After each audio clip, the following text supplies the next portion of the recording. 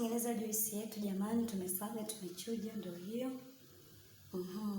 Embe hujulikana kama mfalme wa matunda kwa sababu lina vitamini nyingi kama vile vitamini A, vitamini B6, vitamini C, vitamini E na vitamini K.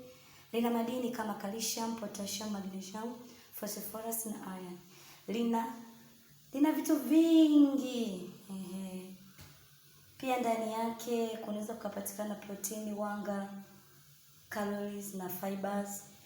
Alafu faida zingine za embe jamani, huongeza kinga za mwili. Kwa sababu gani? Kwani huwa linasaidia kuzalisha seli nyeupe za damu ambazo hukinga mwili dhidi ya maambukizi. Lakini pia husaidia usagaji wa chakula. Fiber au nyuzi husaidia kusaga chakula kwa urahisi, hivyo huwezesha kupata choo vizuri ama kwa urahisi.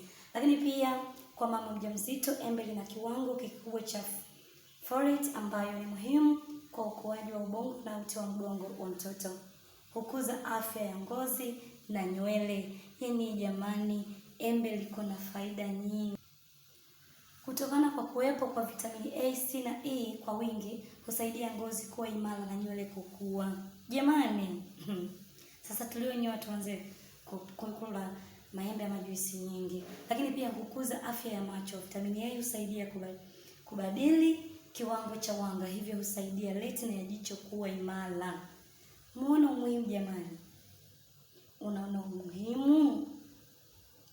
Yaani embe lina muhimu au juisi yake lina kazi nyingi sana. Hapo mimi nimetengeneza juisi, nimesaga. Japo ni kazi kwa atakayetaka wewe unitumie message, wala hakuna shida, tumepewa bure, tunatoa bure kabisa. Na Mungu ninavyosema tuishi kwa upendo. Juisi hiyo hapo jamani ni tamu, haijaongezwa maji wala sukari. Waingereza wangesema no addition of sugar and water. Yaani juisi iko very clean, classic, ni tamu sana sana. Hapo tunakwenda kupaki kwenye fridge. Welcome guys. So nitatangaza biashara, inaweza kaingia wiki ijayo. Msiache kuniungisha. Jamani juisi ni tamu sana, karibuni.